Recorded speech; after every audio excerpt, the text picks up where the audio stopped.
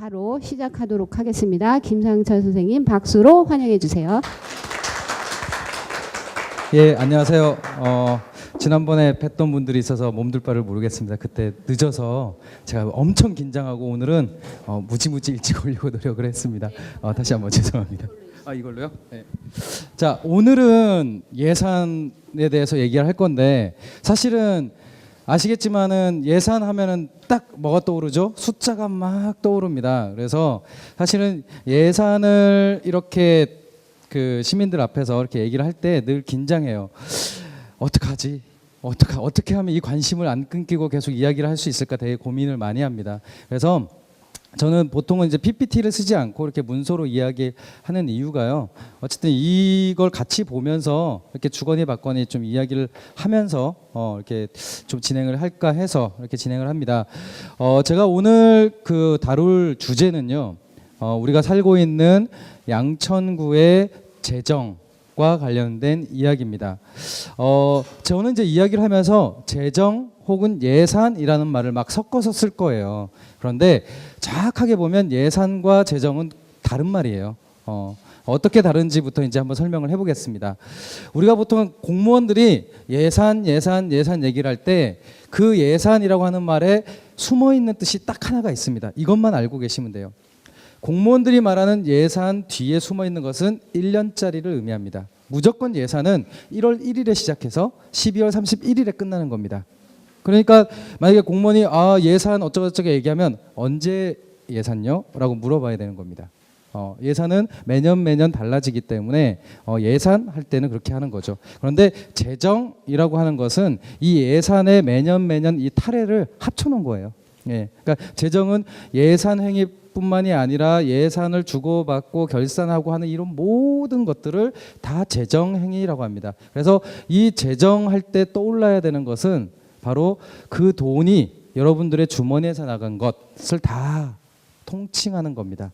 그래서 우리는 보통 재정이라고 부를 때에는 뭐 우리가 그 집에서 쓰는 어떤 그 사적으로 쓰는 어떤 돈들이 아니라 다 여러분들의 주머니를 통해서 공적으로 만들어진 돈을 지칭하는 거구나라고 생각하시면 됩니다. 그래서 예산과 재정이라고 하는 것은 그렇게 구분이 되고요. 근데 이제 통상적으로는 많이 섞어서 쓰죠. 예, 많이 섞어서 씁니다. 근데 이제 정확하게 얘기를 할 때는 이제 그렇게 구분하시면 되고요.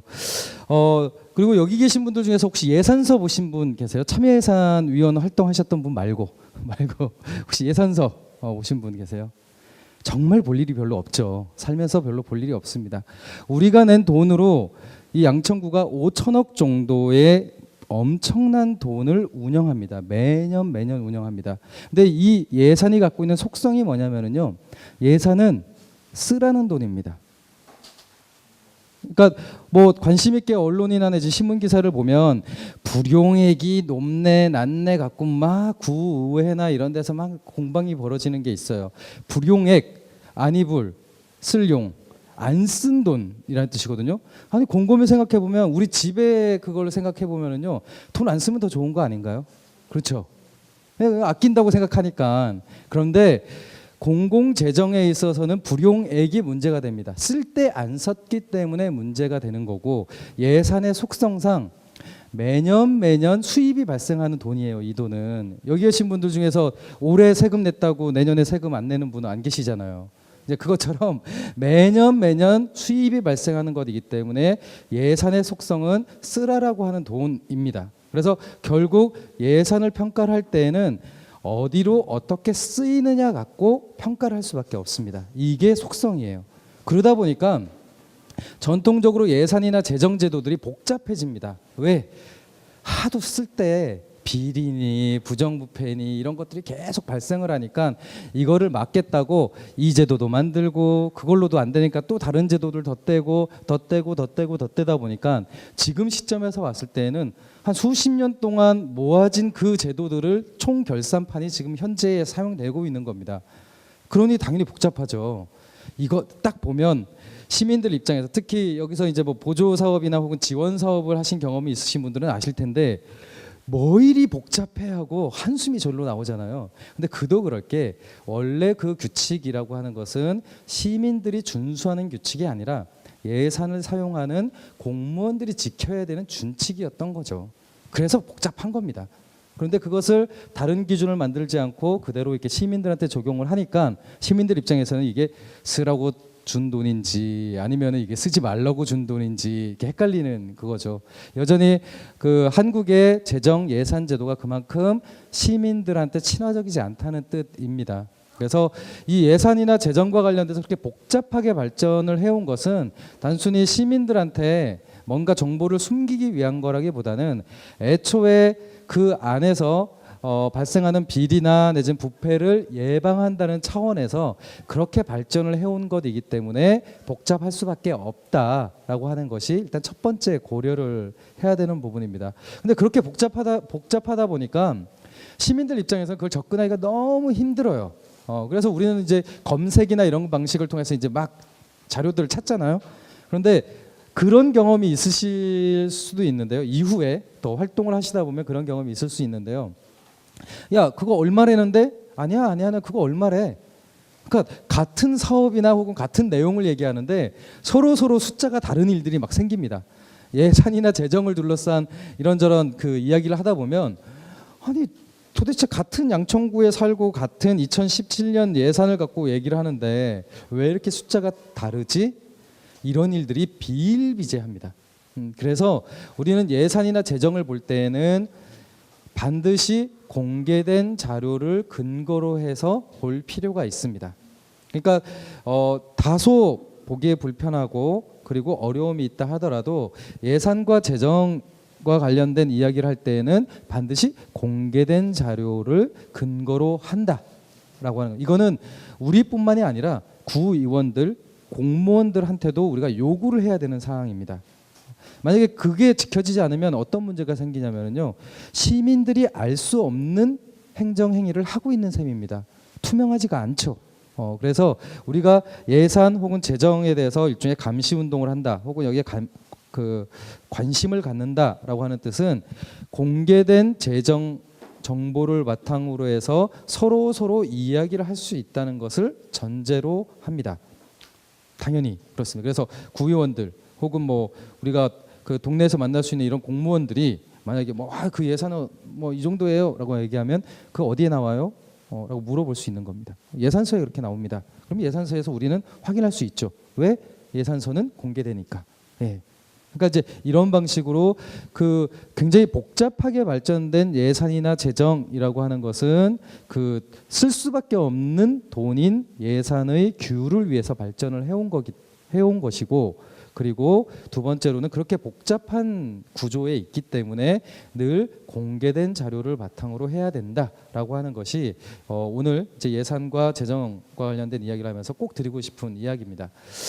그래서 그러면 이제 공개된 자료 중에서 우리 양천구의 재정 현황을 볼 때 좀 유의미한 것들이 몇 가지가 있어요. 가장 대표적인 것이 예산서입니다. 예산서는 홈페이지 들어가면 행정정보 공개라고 하는 메뉴에 딱 누르면 바로 재정정보 공개나 혹은 예산서 보기라는 메뉴가 바로 나와 있습니다. 근데 그걸 딱 켜서 열어보면은요, 그냥 두껍기도 엄청나게 양이 많고 뭐 이렇게 숫자만 주르륵 있는 표들이 나와요. 사실 그걸 읽기가 굉장히 힘듭니다. 예전에 뭐 전화번호부 있을 때에는 그냥 이런 성씨도 있네 그러면서 이렇게 재미라도 있었지, 이거는 그런 재미도 없습니다. 그냥 사업명을 보면 이게 뭐 하겠다는 사업인지도 잘 모르는, 그리고 숫자를 쓸 때에도 일십, 백천만, 십만, 백만, 천만 이렇게 해갖고 계속 그렇게 세야 되는 막대한 숫자들이 거기에 박혀 있습니다. 그래서 제가 봤을 때 가장 일반적인 예산 혹은 재정 자료는 예산서이지만 우리 시민들의 입장에서 봤을 때는 그것은 첫 번째로 다루는 그 자료로서는 적합하지 않은 것 같습니다. 그러면 적합한 자료가 뭐냐라고 했을 때 저는 이제 두 가지를 제안을 드리는데요. 하나는 재정 공시 자료라고 하는 겁니다. 재정 공시 자료, 이 중에서 주식 투자하시는 분 하셨어요? 한번 주식 투자를 하면 그 기업에 대한 정보를 계속 알기 위해서 들여다보게 되죠. 그래서 혹시 그 공시 자료도 한번 보신 적 있으세요? 기업 공시 자료? 그쵸? 보게 됩니다. 왜냐하면 기업들의 그러니까 그 주식을 상장한 기업들의 경우에는요 법적으로 기업의 주요 정보들을 반드시 공개하게 되어 있습니다. 그래야 국민들이 주식 투자나 뭐나 할 때 그러니까 속임수를 당할 일이 없는 거죠. 왜냐하면 투명하게 기업 정보가 공개돼야 그 기업의 주식을 바탕으로 거래되는 어떤 주식 시장에 신뢰할 수 있기 때문에 그렇습니다. 이 기업 공시 제도를 참조해서 만든 게 지방 정부의 재정 공시 제도입니다. 그러니까 기업과 똑같이 지방 정부에도 그 재정 상황을 공개하도록 하는 공시 제도가 있습니다. 그래서 이게 이제 기업 공시 제도를 참조해서 만들었기 때문에 실제 재정 공시 자료를 보면은요 기업 공시 자료랑 거의 흡사하게 나와요. 예, 그 주요한 구성도 그렇고 내용 뭐 이런 것들이 나옵니다. 그런데 워낙 기업 공시 자료가 일반 국민인 주주들의 이해를 위해서 만들었기 때문에 국민들 입장에서 그러니까 그 회사의 주식을 산 사람 입장에서 궁금한 내용들이 다 들어가 있거든요. 그럼 그거를 비슷하게 만들었다라고 하면 재정 공시의 자료에 보면 국민들 입장에서 궁금해할 만한 것들이 거기 다 들어가 있습니다. 네. 그래서 첫 번째로 재정 공시 자료를 보면 대략 현재 우리 구청이 갖고 있는 재정 현황이 어떤지를 볼 수 있습니다. 그런데 이 재정 공시 자료는요 기본적으로 1년 단위 예산에 대한 재정 공시 자료예요. 그러니까 1년 단위만 보면 우리가 전해에는 뭘 했는지 앞으로는 뭘 할 건지 잘 모르잖아요. 그래서 또 한 가지를 확인할 수 있는 것이 중기 지방 재정 계획이라고 하는 5년짜리 재정 계획을 보게 됩니다. 이걸 딱 보면은 무엇을 알 수 있냐면요. 우리 구청장이 도대체 뭘 하고자 하는지를 알 수 있습니다. 그러니까 올해 당장 예산서를 통해서는 확인이 안 되는데 장기적으로는 어떤 큰 사업들을 하고 싶어 하는지에 대한 정보가 중기 지방재정계획이라고 하는 곳에 담겨 있게 됩니다. 그래서 저는 오늘 이 시간을 통해서는 이 두 가지 자료를 한번 짚어볼 겁니다. 그리고 짚어보면서 예산과 혹은 재정과 관련된 용어들을 이제 설명을 드릴 텐데요. 제가 당부드리고 싶은 건 이 용어들이 굉장히 낯설 거예요. 낯설 겁니다. 그런데 이 낯선 용어들을 쉽게 익히는 방법은요. 예전에 우리가 수험 공부하듯이 딸딸딸딸 영어 단어 외워서 그렇게 외우는 건 전혀 의미가 없습니다. 없고 대신에 관심이 생기면 당연히 알게 돼요. 여기 뭐 자녀분들 키우시는 분들이 많을 텐데 그분들 이제 자녀분들 요즘 게임 많이 하거든요. 그 하라는 공부는 죽어라 안 해도 게임하면서 그 게임에서 익힌 게임 용어들 혹은 영어 단어들은 금방 습득하는 걸 알 수 있습니다. 왜 그럴까요? 게임이 재밌고 관심이 있으니까요. 비슷합니다. 이 예산이나 재정에 대한 용어가 까다롭고 어려운데 그것은 관심을 계속 기울이면 저절로 알게 되는 것이기 때문에 지금 무슨 수험 공부하듯이 그렇게 예산이나 재정 용어들을 익힐 필요는 없습니다. 다만 오늘 제가 하는 이야기들을 그냥 저런 얘기가 있지 하고 그냥 스쳐 지나가세요. 지나가는데 나중에 어떤 보고서나 내지는 그 자료를 볼 때 야, 그 용어 내가 들었던 것 같은데 정도의 기억이 나서 이 자료를 한번 다시 찾아볼 수만 있으면 오늘 제가 여기 1시간 좀 넘게 이야기하는 게 의미가 있을 겁니다. 그래서 그 용어들 익숙치 않은 용어들을 조금 더 친근하게 만드는 과정이라고 생각하고 봐주시면 좋겠습니다. 105쪽을 보시면은요, 이제 재정공시 자료와 관련된 내용이 나오는데요. 요 밑에 보면 박스로 해서 지방재정법상의 재정공시라고 하는 자료가 없으신 분들이 계시네요. 예, 그럼 옆에 같이 보시면 좋겠습니다. 그 지방재정법 제60조에 보면 지방재정 운영 상황의 공시 등 해갖고 이 재정공시 내용에 반드시 들어가야 되는 내용들이 이렇게 법에 정해져 있습니다. 1에서부터 15까지 들어가 있고요. 그 밑에 16까지 이렇게 쭉 들어가 있죠. 만약에 양천구에서 재정공시를 했는데 이 16가지 항목 중에서 하나라도 빠져 있다. 그러면 그게 뭐가 될까요? 법을 위반하는 게 됩니다. 예. 그러니까 가장 기본적인 것은 법에서 공개하라라고 하는 목록들을 제대로 공개하고 있는가가 일단 첫 번째 관문이 됩니다. 이 16가지 법에서 정한 항목들 중에서 빠진 게 있으면 이것은 사실은 위법한 행위이기 때문에 그것부터 시정하도록 요구하는 것이 기본입니다. 그리고 그 16가지의 내용을 보면 우리가 궁금해할 만한 것들이 다 있습니다. 세입과 세출 예산에 대한 그 운용 상황. 세입과 세출은 돈 들어오고 나간 거에 대한 내용이라는 겁니다. 당연히 이건 기본이겠죠. 두 번째 재무제표.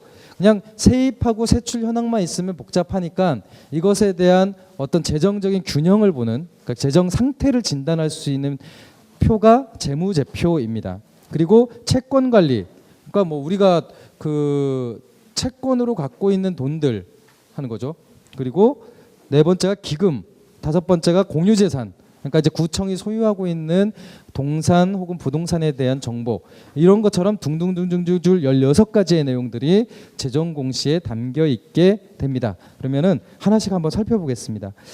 우리가 재정 공시 자료를 첫 번째로 딱 다운을 받아서 혹은 구청에 있는 자료를 딱 보면은 맨 첫 장에 이런 양식으로 뜹니다. 2017년 양천구 지방재정 공시 가로치고 예산. 이렇게 가로치고 예산이라고 되어 있는 것은 예산에 대한 얘기라는 거예요. 예산에 대한 거다. 그러면 예산 말고 또 뭐가 있을까요? 결산이라는 게 있죠. 맞습니다. 그래서 보통 이제 재정이나 내지는 이 예산 정보와 관련돼 갖고 몇 가지 그 고려해야 되는 부분이 있는데요. 첫 번째가 그게 예산에 근거한, 예산서에 근거한 자료냐, 결산서에 근거한 자료냐, 이 두 개가 숫자의 차이가 있을 수 있습니다. 그리고 두 번째는 그 돈의 계산이 순계 기준이냐 총계 기준이냐 갖고도 차이가 납니다. 순계, 총계 복잡하죠. 그런데 그냥 말 그대로예요. 순계하면 그 순자가 그냥 약간 순수하다 뭐 이런 느낌이 나잖아요. 총계하면은 총하면은 다 모여 있다라는 느낌이 나죠. 이 차이가 생기는 이유는요. 이를테면 여기는 이제 지방 공사 같은 게 있죠. 만약에 시설관리공단 같은 데가 있다. 혹은 여기 뭐 새로 만든 이제 장학재단도 있던데요. 만약에 구청에서 장학재단에 100만 원을 줍니다. 그러면 구청 입장에서는 이거는 지출일까요? 수입일까요? 지출이죠. 맞습니다. 그리고 이 재단 입장에서는 100만 원이 수입입니다. 그렇죠. 근데 전체적으로 보자고요. 전체적으로 우리 시민들 입장에서는 재단이나 구청이나 다 똑같이 구청 아닌가요? 그렇죠. 그러면 거기에서 실제 총량적으로는 그 돈에 그러니까 빠지고 들어가고가 있습니까? 없습니까? 없죠. 그런데 이것이 일종의 이쪽에서는 수입으로 잡혔기 때문에 이 100만 원, 이 구청에서 재단으로 준 100만 원도 전체 총계 기준으로 보면 다 수입으로 더해집니다. 그러니까 그냥 구청에서 받은 돈일 뿐인데 여기서 수입으로 잡힌다는 이유로 전체 다 수입으로 잡히게 되는 일이 벌어집니다. 이게 이제 이렇게 되면은 딱 선명한데요. 그게 아니라 부서별로도 막 돈을 주고받고 합니다.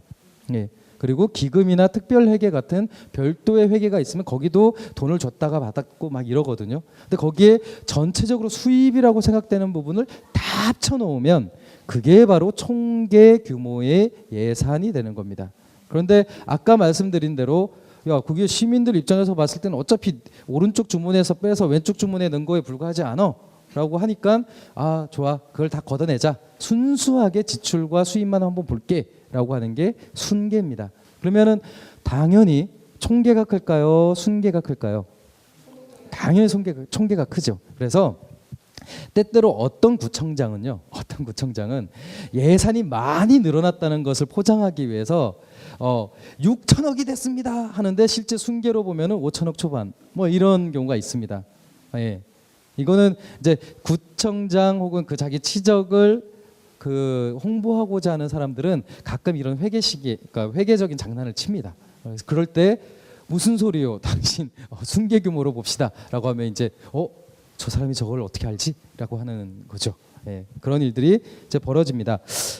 이거는 그 앞부분에 보면은 이제 그 요약이라고 해서 맨 첫 장에 우리 구의 재정 상황이라고 하는 것과 그다음에 이런 재정 상황이 된 이유에 대한 대략적인 요약문이 나옵니다. 이거에 따르면 2017년 양천구의 재정 규모는 5,662억 원입니다. 그리고 작년에 비해서 400억 정도가 늘어났다라고 얘기를 합니다. 그런데 이 400억 정도가 늘어났음에도 불구하고 비슷한 자치구들하고 비교를 했을 때에는 900억 정도가 적다라고 하네요. 그래서 아니 왜 이렇게 적지? 다른 자치구에 비해서 적지? 라고 했더니 거기 이유를 단 게 이전 재원의 의존도가 높아서 자체 수입의 확보를 위한 다양한 대책이 모색하고 있다라고 이렇게 나와 있습니다. 이 이야기는 돈이 많이 늘긴 했는데 이게 내가 노력해서 번 돈이 아닙니다. 누군가 준 돈이 많아서 이렇게 규모가 커졌습니다라는 뜻이에요. 그래서 내 스스로도 내가 나가서 열심히 돈을 벌어야 되겠습니다라고 이제 그렇게 설명을 하고 있는 겁니다.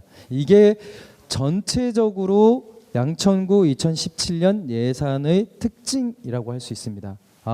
동종단체하고는 비교했을 때 예산 규모가 적구나. 전년 대비 많이 늘었다 해도 현재 양천구의 재정은 비슷한 자치구하고 비교를 했을 때 굉장히 작은 규모구나 라고 하는 것을 우리는 이 정보를 통해서 알 수 있게 되는 겁니다. 그러면은 이런 구조가 왜 만들어졌냐라고 하는 것이 이제 뒷부분에 나옵니다. 이제 세입과 세출이라고 하는 부분이 있는데요. 그 107쪽에 이제 표 두 개가 위에 게 세입이고 밑에 게 세출입니다.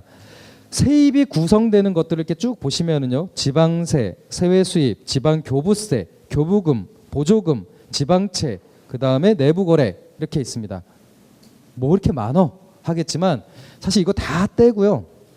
다 떼고 지방정부의 세입이라고 하는 것은 딱 세 가지로 구분되면 됩니다. 하나는 주민들이 내는 세금으로 구성되는 돈이 있고요. 두 번째는 주민들이 내는 세금이 아닌 돈이 있고요. 그 다음에 세 번째는 다른 데에서 준 돈이 있습니다. 딱 이 세 가지로 구분. 두 가지가 다 주민들 호주머니에서 나온다는 게 중요합니다. 그 지방세 수입과 세외 수입은요, 다 여러분들 주머니에서 나오는 돈입니다. 세외 수입, 세금 외의 수입이라는 거죠. 세금 외의 수입이 뭘까요? 혹시 세금 외로 또 돈을 내는 돈이 뭐가 있을까요? 구청에 내실 것 같은데 모르시나요? 그렇죠.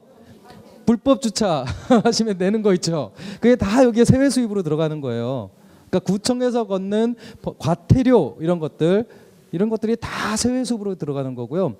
만약에 여러분들 주변에 뭐 조그마한 가게나 사업을 하시는데 그게 구청 땅에 얹어서 할 경우에는 점용료나 이용료를 내기도 합니다. 그것도 다 이 세외 수입에 들어가요. 만약에 구청에서 운영하는 뭐 체육시설이나 뭐 수영장 이런 데 가면 우리 막 회원권 끊죠. 그 수입도 다 이 세외 수입에 들어갑니다. 그러니까 세금을 내는 것과 별개로 세외 수입이라는 건 딴 데서 돈이 나오는 게 아니라 그 똑같이 여러분들 주머니에서 나오는 돈입니다. 예. 그래서 여러분들이 나오는 돈이 두 종류가 있다. 하나는 세금으로 내는 돈과 다른 하나는 과태료나 부담금이나 이용료 등등으로 내는 돈이 있는 겁니다. 그러면 이제 주는 돈은 뭐냐? 구청 입장에서 주는 데는 두 군데가 있죠. 어딜까요? 구청에 돈을 줄 만한데.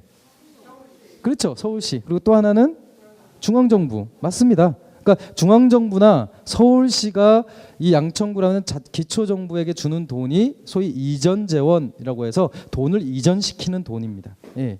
그게 그 종류가 교부금, 보조금 이렇게 구분이 됩니다. 예. 그러니까 교부금, 보조금 복잡하죠. 근데 이렇게 이해하십시오. 보조라고 하는 말이 뭐죠? 예, 도와주는 겁니다. 누군가 뭔 일을 할 때 도와주는 것을 우리는 보조한다라고 하죠. 보조금의 기본적인 속성은요, 사업이 있어야 됩니다. 예. 사업, 뭔가 일을 해야 도와줄 수 있는 거지 가만히 있는데 도와줄 수는 없지 않습니까? 그래서 우리는 보통 보조금이라고 부르는 것들은 대부분 보조 사업과 같이 딸려옵니다. 예. 사업이 같이 붙어 있지 않으면 그건 보조금이 아니에요. 그럼 교부금은 뭐냐? 그냥 주는 돈입니다. 예. 그래서 여러분들이 야, 이거 보조 사업이래라고 부르는 것들은 보조 사업이라고 부르는 건 대부분 거기에 딸려 들어오는 서울시나 중앙정부의 돈이 있다라고 생각하시면 됩니다. 이건 구청 돈만으로 하는 것이 아니구나라고 생각하시면 됩니다. 예. 그래서 뭐 지금 여기도 보면은 시민자치학교 해서 왜 서울시가 아니라 서울이죠? 예, 어쨌든 서울과 양천구가 이렇게 있게 되는데 이게 이제 그 참여예산 사업이라는 그 사업의 특징이 이제 그 시 예산이 들어오기 때문에 이 사업을 양천에서 하지만 서울시 돈도 같이 들어와 있기 때문에 이렇게 같이 명시하는 거죠. 이 사업도 엄밀하게 보면 보조 사업이 되는 겁니다. 예, 보조 사업이 이렇게 되는 겁니다. 그래서 주변에서 뭐 마을 사업이나 사회적 경제나 협동조합을 할 때 구청에서 받는 것, 시에서 받는 것, 그다음에 중앙정부에서 주는 돈들이 막 섞여 있을 겁니다. 보통 보조금들은 그렇게 섞여서 내려옵니다. 국가에서 주는 보조금 사업에는 중앙정부 돈이 있고요. 시에서 주는 보조 사업은 시비가 있습니다. 시비를 주면 혹은 국비가 나가면 거기에 수반돼서 반드시 구비가 더해지게 돼 있고요. 그걸 통해서 사업을 지원하는 겁니다. 한 가지 더 말씀을 드리면요. 우리가 이해하는 방식대로 원래 보조금이라고 하는 것은 말 그대로 보조하는 돈이기 때문에 그것의 그 법적인 의미는 민간에서 사업을 막 하고 있어요. 민간에서 막 일을 하고 있어요. 근데 그게 잘해. 좀 더 잘 됐으면 좋겠어요. 그때 주는 게 보조금이거든요. 그럼 그 돈의 주인은 일을 하는 사람이죠. 그래서 통상적으로 보조 사업의 경우에 주가 되는 것은 민간입니다. 예. 근데 우리가 실제로 접할 수 있는 보조 사업의 정산 과정이나 내진 지급 과정은 전혀 그렇지 않죠. 사실 이게 좀 바뀌어야 되는 부분이긴 해요. 예. 그러니까 기본적으로 예전에는 보조 사업자가 대부분 직능 단체나 이런 협단체들, 그러니까 즉 관에서 관리하는 단체들이 되게 많았습니다. 예.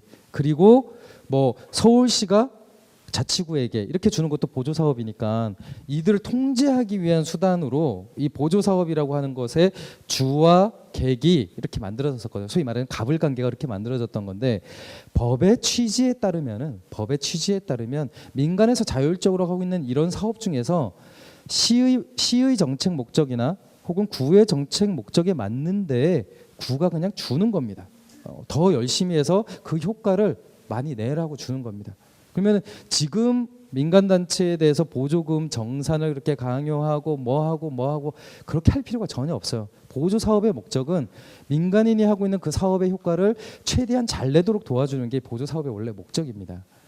근데 현재 보조금과 관련된 각종 법적, 제도적 내용들이 너무 옛날 거라는 거죠. 서로 믿지 못할 때. 서울시 공무원 입장에서 이런 거죠. 자치구 공무원 뭘 믿고 그냥 줍니까? 뭐라도 달고 줘야죠. 이런 식으로 이게 만들어진 거거든요.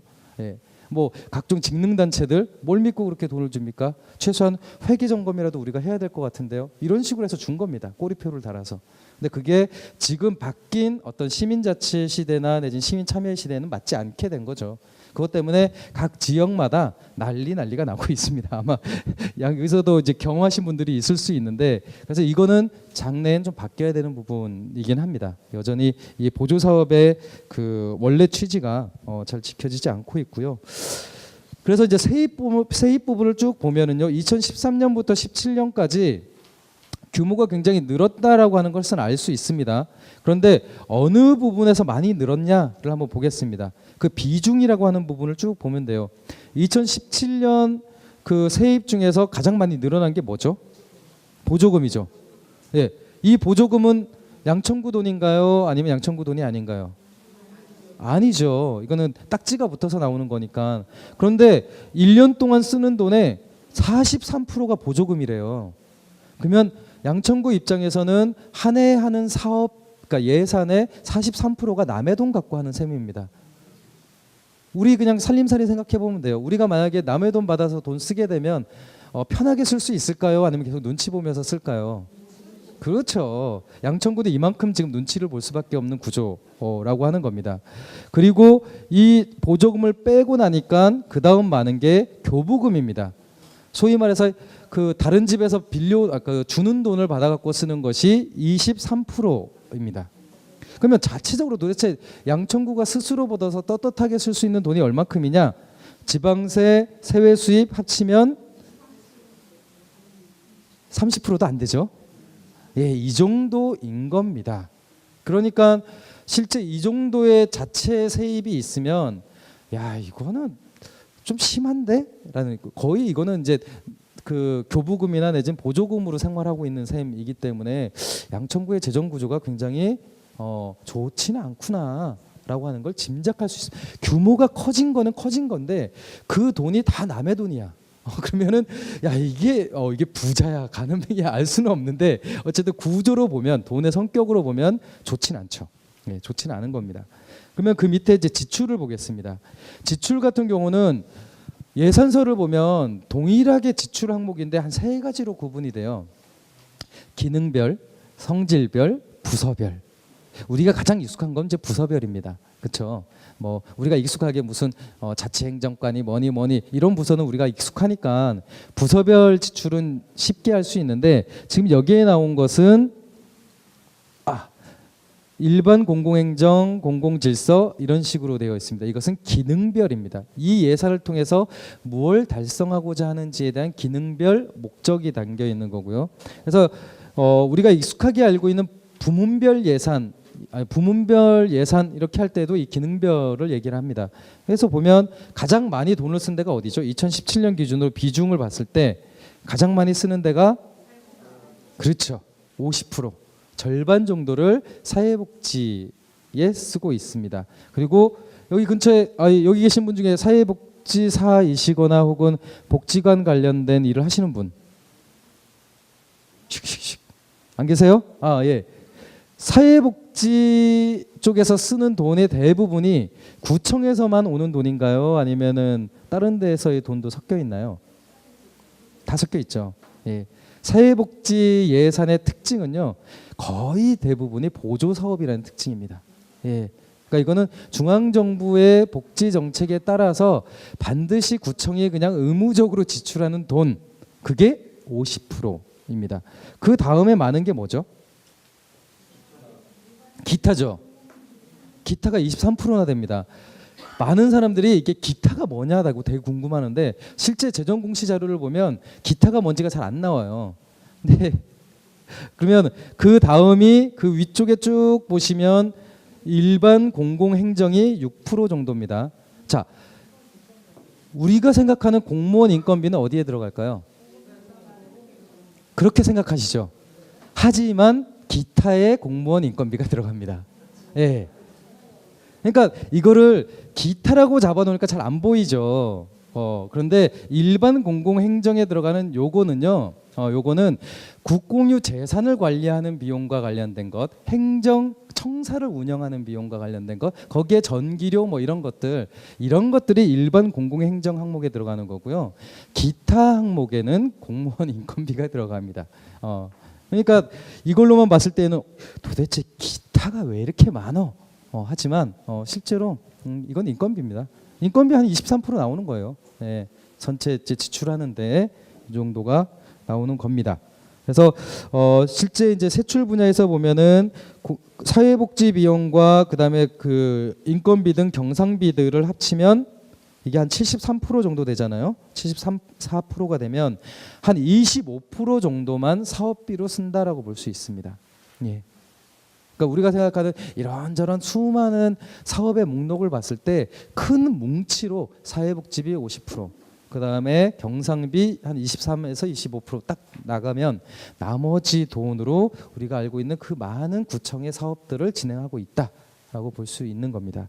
그래서 이 기타 부분하고 사회복지비나 혹은 공공행정비용 같은 경우는 경직성 경비가 굉장히 많아요. 이건 줄어들 수 있는 성격의 것이 아닙니다. 인건비가 이렇게 낮아질 수는 없잖아요. 예, 임금은 계속 오르니까. 그러니까 사회복지비도 마찬가지입니다. 매년 최저생계 기준이 높아질수록 중위소득이 높아지니까 높아지면 높아질수록 계속 비용은 늘어나게 돼 있습니다. 기본적으로 경직성 지출이 커지면 커질수록 재정을 운용할 수 있는 자율성이 굉장히 떨어지게 됩니다. 예. 그래서 이 비율이 낮으면 낮을수록 와, 구청이 할 게 별로 없구나 라는 생각이 이제 절로 들게 되는 겁니다. 자, 그러면 그 다음 장에 보시면 우리가 이제 가장 익숙하게 많이 들어본 지표 중에 하나가 이제 재정 자립도입니다. 근데 그 신문에다 보면 재정 자립도가 아니라 재정 자주도라는 말도 써요. 도대체 입자하고 주자의 차이인데 수치가 너무 차이가 많이 납니다. 이를테면 재정 자립도 2017년도에 보면 몇 프로죠? 31%입니다. 그런데 재정 자주도를 보면 56%죠. 이게 뭐야?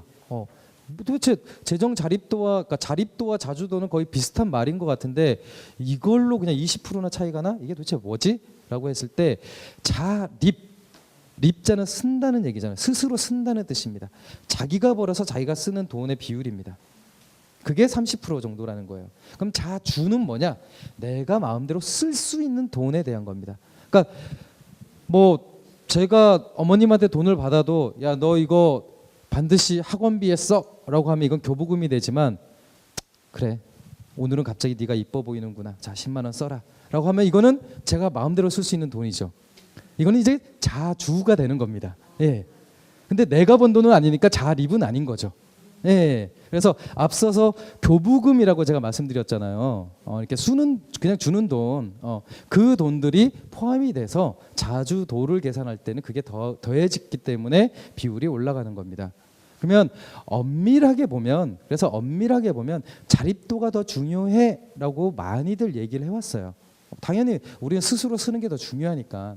그런데 지방 정부 입장에서 보면은요, 자립도 특히 이제 우리가 뭐 세금을 더 걷고 싶을 때 뭐 세금을 새로 만들 수 있는 것도 아니고 뭐 세율을 더 높일 수 있는 것도 아니고 이렇게 스스로 정할 수 없는 기준이 너무 많기 때문에 자립도를 중심으로 보는 건 좀 문제 아니냐라고 하는 반론들이 굉장히 많습니다. 그러니까 스스로 노력할 수 있는 범위라고 하는 것이 기껏해야 세외 수입을 확대하는 것밖에 없거든요.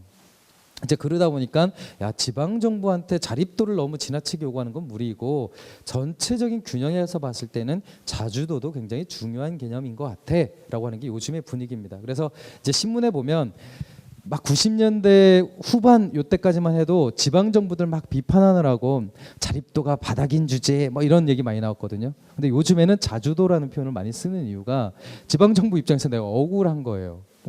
아니 내가 어쩔 수 있는 것도 아닌데 내가 뭐 주민세를 마음대로 뭐 팍팍 올릴 수 있는 것도 아니고 재산세를 팍팍 올릴 수 있는 것도 아닌데라고 하니까 이제 이렇게 바뀐 거죠. 그런데 실제 세금을 어쩔 수 없지만 세외 수입은 어쩔 수 있습니다. 그렇죠. 이용료를 높게 받거나 뭐 이를테면 여러분들이 사는 쓰레기 봉투 있죠. 그 쓰레기 봉투 판매 수익도 다 세외 수입으로 들어가는 겁니다. 예. 그러니까 갑자기 쓰레기 봉투값이 오른다라고 하면 구청에 돈이 필요해졌나? 이런 생각이 드는 거죠. 진짜 이 세외 수입의 세부 항목이라는 게 예산서에는 있어요. 딱 보면 갑자기 과태료가 갑자기 막 증가할 때가 있어요. 그건 뭐냐면요. 구청 공무원분들께서 열심히 불법 주차 단속을 하신 겁니다. 그러면은 진짜 세외 수입이 올라간다니까요. 그러니까 이제 구청 입장에서 세외 수입 확보에 만전을 기하겠습니다라고 딱 주장하면 저게 요금을 올리겠다는 거야 아니면 단속을 많이 하겠다는 거야 뭐 이렇게 되는 거예요. 예, 그러니까 통상적으로는 공유 재산을 잘 활용해서 얻는 세외 수입이 주민들 입장에서는 진짜 정답인 건데 많은 경우는 그렇게 하지는 않습니다. 과태료를 올리거나 이용료를 올리는 방식으로 이제 세외 수입을 확보하려고 하죠. 예. 그래서 이게 이 자립도하고 자주도의 차이에서 나타나는 것들이고요. 근데 이제 양천구 같은 경우는 이게 밖에서 볼 때 양천구는 굉장히 부자 동네라고들 많이 얘기하잖아요. 그런데 이 재정 자주도 측면 그다음에 앞서서 그 전체 재정 규모의 측면에서 보면 비슷한 자치구에 비해서는 굉장히 낮은 편에 속합니다. 특히 재정 자립도 라고 하는 측면에서 보면 다른 동종 자치구하고 비교를 했을 때 한 10% 정도 차이가 꾸준히 난다는 걸 볼 수 있어요. 만약에 양천구가 정말 경제적으로 잘 사는 사람들만 모여 있다라고 한다면 당연히 거기에 따른 지방세 수입이 많을 것이기 때문에 자립도의 격차가 이렇게 나지 않을 겁니다. 그런데 이 자립도의 격차가 이렇게 많이 난다는 것은 두 가지 이유가 있겠죠. 제대로 못 걷던지, 그러니까 돈이 더 많은 사람들한테 제대로 재산세를 못 걷던지, 아니면 두 번째로는 밖에 비치는 것과는 다르게 양천구에 구성하고 있는 우리 그 시민들의 경제 상황이 그렇게 좋지 않던지, 이 둘 중에 하나일 겁니다. 그러니까 우리가 이제 밖에서 비춰지는 양천구의 모습이라고 하는 거하고 이 재정을 통해서 확인할 수 있는 양천구의 실제 모습하고는 굉장히 차이가 많이 난다라고 하는데, 실제 제가 이거를 분석하고 아니 양천구가 다른 구에 비해서 한 10% 정도 자립도가 낮던데요? 그러면 사람들이 다 놀라요.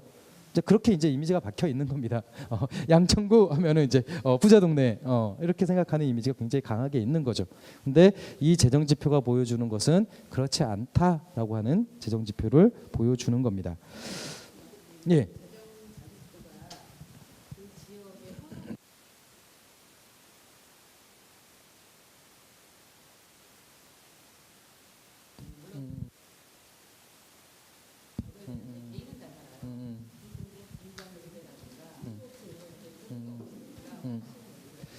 이 부분은 굉장히 중요한 지적인데 그거는 뒤에 그 데이터가 또 나옵니다. 예, 역시 그렇죠. 근데 어떻게 그렇게 잘하세요? 역시 좋은 지적이십니다. 그러니까 실제로 지금은 이제 제가 그냥 던진 거예요. 양천구 이 재정 현황으로 봤을 때는 다른 데에 비해서 가난해 보이네요. 뭐 이렇게 던진 겁니다. 이 얘기는 뒤로 가면서 밝혀집니다. 가난하지 않다는 게 밝혀집니다. 왜냐하면 그 이유가 있다라고 하는 게 얘기가 될 건데 미리 말씀을 하셔서 약간 김이 빠졌습니다. 이게 일종의 반전 카드였는데 이 자립도 하고 자주도 말고요. 이 예산이기 때문에 나타나는 특징이 있어요. 그게 뭐냐면 우리가 이제 월급을 받으면은요. 너 월급 한 달에 100만 원이야 그러면은 한 달 100만 원 딱 받지. 다음 달 내가 야 내가 생각해 보니까 덜 준 월급이 있네 하면서 더 주는 경우 한 번도 없죠. 있으면 좋겠으나 그런 일 하나도 없죠. 그런데 예산의 경우에는 그런 일이 생겨요. 뭐냐면 올해 예산이 세금이 이만큼 걸릴 것 같아요. 100만 원 정도 거칠 것 같아요라고 계획을 짜서 돈을 막 쓴단 말이죠. 그런데 다음에 돼 갖고 계산을 해보니까 세금이 더 거쳤어. 이게 생겨버려요. 예.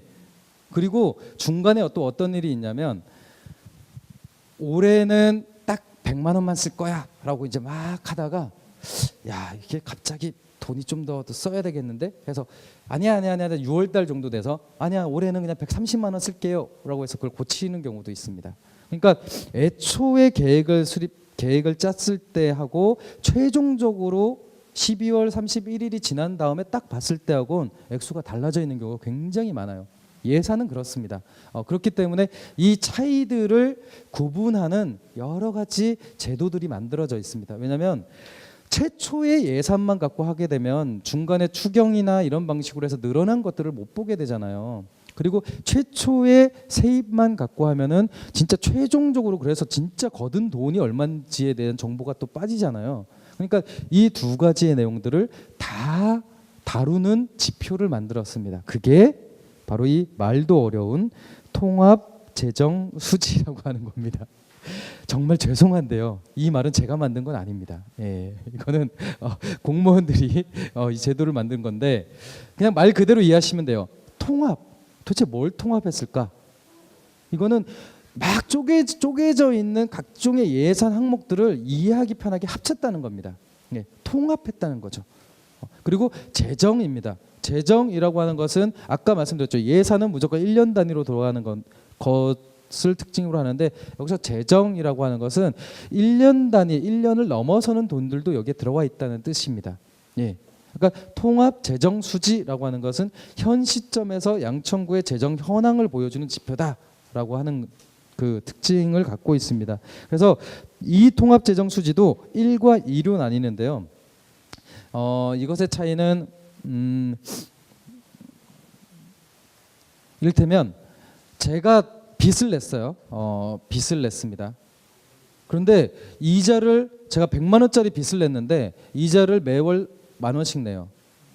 그러면 제가 한 해 지출을 12만 원 한 거라고 볼 수 있습니다. 왜냐하면 매월 제가 돈 쓰는 거 이자로 내는 거는 10,000원씩이니까. 그런데 전체 현재 시점에서의 저의 재정 규모로 봤을 때는 사실은 100만 원짜리 부채가 있는 겁니다. 그렇죠? 이건 마이너스인 거죠, 저한테. 예. 그런데 진짜 돈이 그냥 오가는 것만 따지면은 저는 1년에 12만 원밖에 안 썼는데요 라고 얘기해도 그만이에요. 왜냐하면 부채를 빼니까. 그러니까 실제 나간 돈만 계산하니까. 예.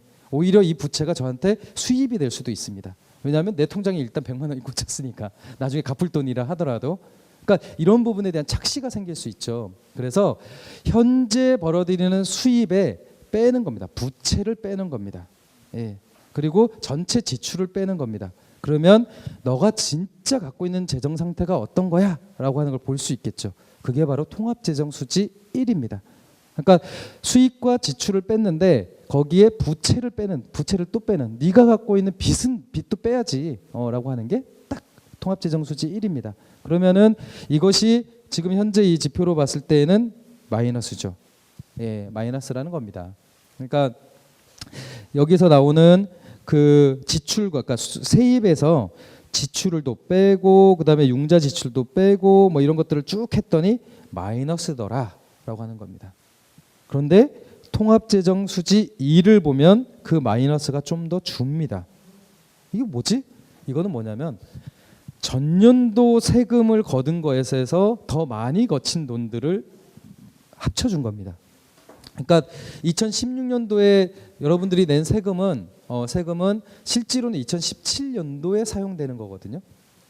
왜냐하면 이게 우리가 그 6월달 혹은 뭐 9월달에 이렇게 주민세나 내지는 뭐 이렇게 그 분할 재산세 이렇게 내면 그 돈이 바로 구청 계좌로 꽂혀갖고 이렇게 하는 게 아니라 1년이 지난 다음에 그걸 정산해서 그 다음 해에 나오게 됩니다.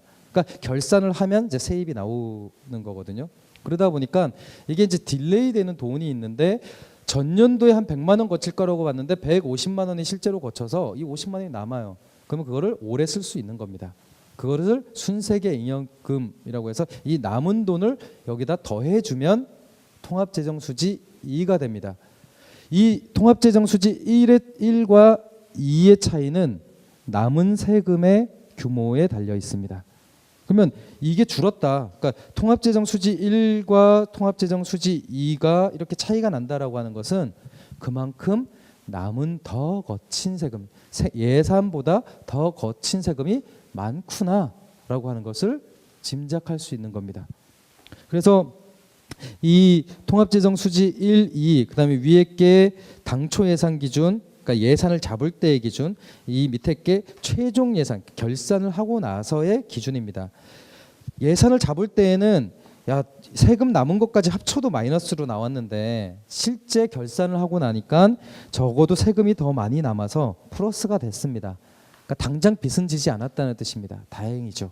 그런데 이것보다 더 눈여겨보셔야 될 것은 통합재정수지 1과 통합재정수지 1 간의 차이입니다. 규모가 더 커졌죠. 이 규모가 커질 수 있는 것은 두 가지 값 중에 하나가 커지면 돼요. 지출이 많아졌거나 빚을 많이 졌거나. 그런데 이 데이터로 보면은 지출이 더 커진 겁니다. 그러니까 실제로 결론적으로 보면 예산서를 짤 때의 지출보다 최종 지출이 더 커졌다. 그래서 통합재정수지 1은 당초보다 최종 예산에서 더 커졌는데 다행히 순세계 잉여금, 즉 세금 남은 것들이 더 많이 거치는 바람에 플러스가 됐구나. 휴 안심이네. 이 상태인 겁니다. 그러면 우리는 이런 질문을 해볼 수 있죠. 만약에 생각보다 순세계 잉여금이 적었으면 그러면 나머지 마이너스는 부채가 되는 겁니다. 네. 그러니까 지금 이 상황이라고 하는 것은 뭐냐면요. 현재 지방 세입이 굉장히 많이 거쳤어요. 최근 2, 3년 동안 재산세나 취등록세가 많이 거쳤기 때문에 많은 지방 정부들이 좀 그 지출 규모를 확대하는 경향이 있습니다. 왜? 내년도에 세입 결산을 해보면 그것을 상회하는 순세계 잉여금이 있을 수 있다라는 기대를 이미 갖고 있습니다. 그런데 만약에 경제 사정이 좋지 않아서 순세계 잉여금이 급락을 한다. 그러면 어떻게 되냐? 우리는 2008년도, 9년도의 상황을 다시 만나게 됩니다. 그때 막 기억나시죠? 막 그 지방 정부 파산이니 뭐니 뭐 부채가 얼마니 이런 일들이 벌어질 수 있는 겁니다. 그러니까 실제 이 재정의 지표로 봤을 때는 적어도 양천구 같은 경우는 이게 기술적으로 관리를 할 수도 있습니다. 물론 이제 회계 담당자가 예산을 짤 때 굉장히 소극적으로 우리는 세금이 실제로는 한 120만 원 거칠 것 같은데 우리는 세금이 100만 원 거칠 것 같아요. 그래서 소극적으로 짜고 일부러 순세계 잉여금을 많이 남겨서 그것을 구청장님의 이 시책 사업을 하는데 이렇게 추경으로 반영해 갖고 뻥 쓸 수 있는 돈으로 꼼수를 많이 쓰기도 해요. 이거는 이제 예산 담당 공무원들이 많이 쓰는 방법입니다. 이게 일반 예산서에 들어가면 구의회 가갖고 건건이 시비를 걸리잖아요. 근데 추경할 때는 의외로 되게 간단하게 추경이 되거든요. 그러니까 가급적 구청장의 시책 사업을 이 본예산 다룰 때 하지 않고 추경 때 넣으려고, 그러면 이제 추경 때 늘 돈이 필요하잖아요. 그러니까 일부러 세입을 과소 추계를 한 다음에 순세계 잉여금을 이만큼 남겨서 돈이 많이 남아서 추경해야 되겠는데요 하면 훅 통과가 되는 겁니다. 예. 그러니까 이런 경우도 굉장히 많아요.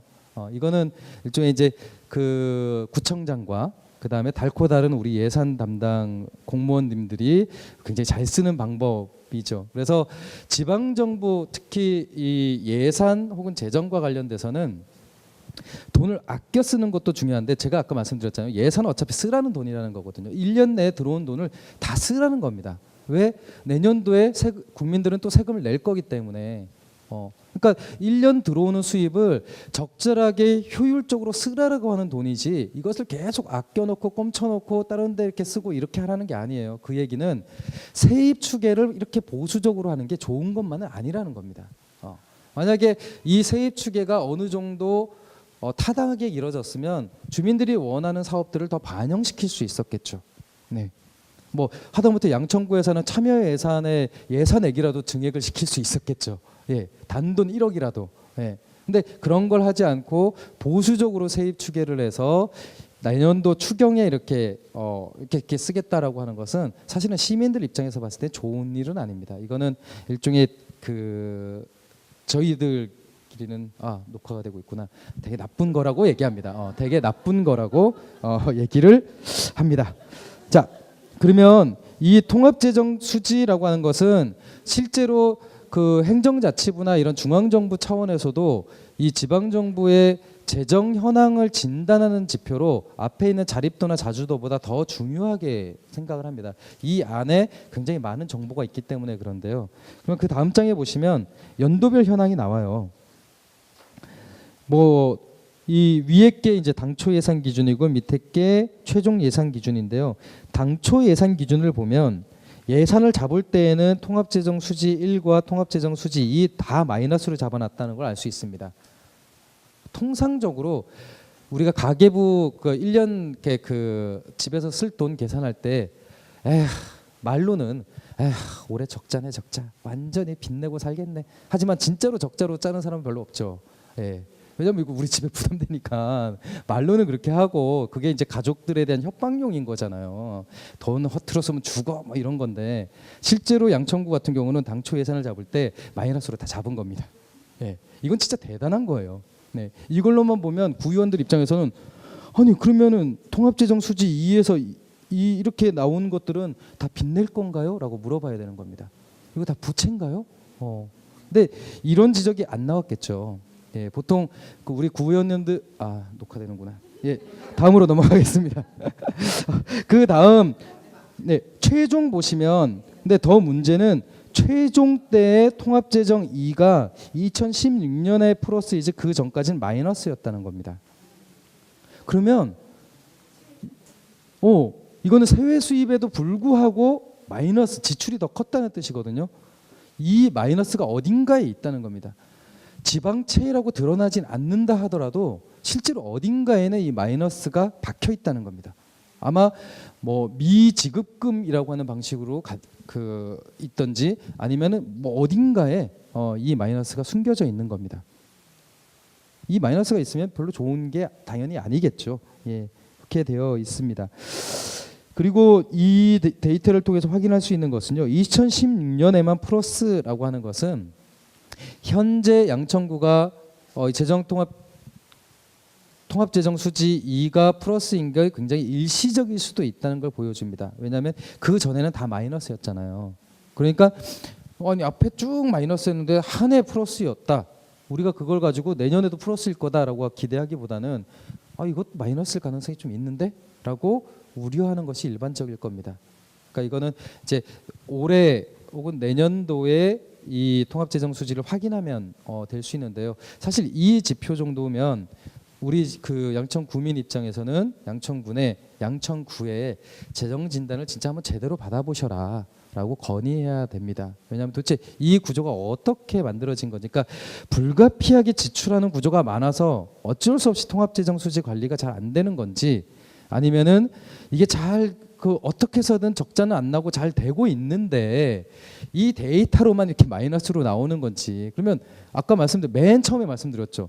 재정과 예산의 가장 기본은 공개된 자료를 바탕으로 한다는 겁니다. 그럼 공개된 자료에서 마이너스인데 실질적으로는 그렇지 않다라고 하면 감추는 거죠. 예, 감추는 겁니다. 그러니까 이 두 가지 부분을 확인을 해야 되는 거죠. 실제 재정 상황이 나쁜 건지, 아니면 양천구의 재정이나 예산 운영 관행 자체가 문제여서 실질적으로는 괜찮은데 데이터로만 이렇게 마이너스로 나오는 건지를 한번 확인을 해봐야 됩니다. 근데 이건 별로 좋지 않아요. 제가 서울의 몇몇 군데 최근 그 재정 공시 자료를 봤는데 통합재정 이까지 이렇게 마이너스인 데는 많지 않습니다. 통상적으로는 다 플러스로 맞추려는 경향이 있어요. 근데 여기는 마이너스인 거는 구청장님이 관심이 없던지, 아니면 구의 녹화, 그렇죠. 그렇습니다. 네. 그 다음에 보시면 지역 통합재정 통계라고 하는 게 또 재정공시 자료에 나옵니다. 이건 뭐냐면요, 보통 우리가 예산서라고 하면 우리가 아는 구청 전체가 다 들어간다고 생각하는데요.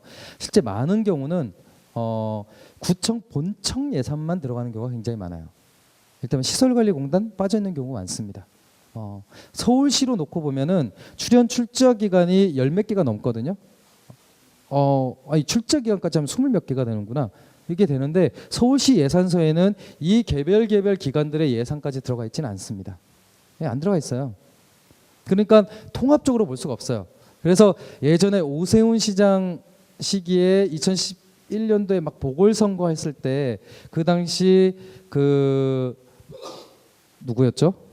그 오세훈 시장 다음에 후보로 나오신 분하고 그다음에 지금 시장님하고 그 막 논쟁을 할 때, 부채 논쟁을 할 때 그것을 감췄니 안 감췄니 하면서 막 논쟁을 한 적이 있어요. 그게 뭐냐면 본청 예산이 아니라 SH공사라고 하는 도시개발공사의 부채 때문에 그랬거든요. 그러니까 그 당시에 이제 오세훈 시장 재임 시절에 자기가 본청의 부채 관리를 한다고 이 본청이 지고 있는 부채를 계속 그 산하기관에 떠넘겼어요. 이를테면 지하철공사 아니면 SH공사 이렇게 떠넘겼어요. 그러면 본청 재정으로만 보면 부채가 계속 개선돼요. 그런데 SH공사나 지하철공사의 부채는 계속 늘어나는 거죠. 이건 눈속임이잖아요. 이것을 합쳐놓은 게 이 지역 통합재정 통계입니다. 그래서 여기를 보면 양천구, 그 밑에 공사, 공단, 그 다음에 출자, 출연 기간까지 다 합쳐놓는 데이터가 이렇게 나오는 이유가 그것 때문에 그렇습니다. 제가 맨 처음에 말씀드렸죠. 예산 재정 제도가 복잡한 이유가 뭐냐라고 하면 워낙 예산과 재정과 관련돼서 꼼수가 많기 때문에 그것을 막기 위해서 계속 제도가 만들어진다고 말씀드렸죠. 이 지표도 바로 그겁니다. 그러니까 처음부터 잘했으면 이런 지표가 만들어질 리가 없는데 워낙 공사, 공단, 출연, 출자 기간을 통해서 이 예산이나 재정 상태를 속이는 일이 빈번하니까 안 되겠다. 너네 통합 지표 하나 더 만들어라. 이렇게 한 겁니다. 그래서 이 주민들 입장에서 굉장히 피곤하게 이 지표를 또 봐야 됩니다.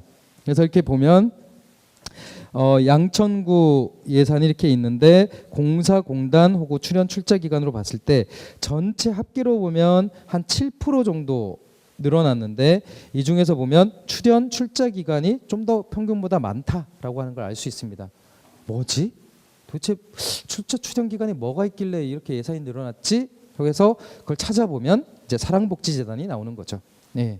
그래서 실제 사랑복지재단에 대한 전입금이 커졌기 때문에 이 출자, 출연 기간의 증감액이 이렇게 커졌던 겁니다. 그러니까 이렇게 우리가 굳이 사랑복지재단을 파악해서가 아니라 이 데이터를 보고 확인해 들어감으로써 그 사실을 알게 되는 겁니다.